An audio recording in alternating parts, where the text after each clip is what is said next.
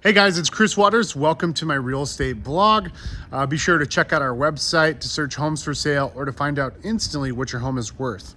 So in this episode today, we're going to talk about how to survive rising interest rates. So I just got done touring this home and I got this question from a client. They said, interest rates are on the rise. What am I going to do? I can't afford my mortgage if the rates go up any further. So there's a couple things you can do to survive the rising interest rates.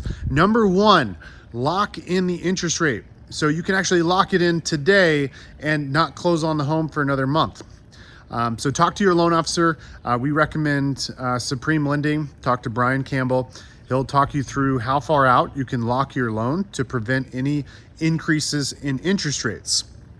Now, the second thing I want to suggest is buying the interest rate down so you can actually pay money up front to get a lower interest rate. Another cool creative solution is when you submit an offer on a home, submit an offer that says the seller is going to pay for closing costs on behalf of you, the buyer, and those dollars being paid towards closing costs can buy down the interest rate.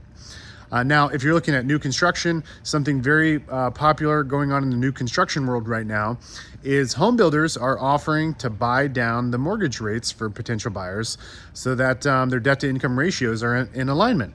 Now, finally, your credit score. This may seem simple and self-explanatory, but your credit score can have a big impact on your interest rate. There are some things you can do, like doing a rapid rescore after you make a few tiny adjustments that will cause your credit score to go up by 50 to 100 points. Again, I'd encourage you to speak to Brian at Brian Campbell at Supreme Lending. He can give you some of those little tips and hacks and tricks to get your credit score bumped up significantly in a really short period of time. So guys, thanks for tuning into the Real Estate Vlog.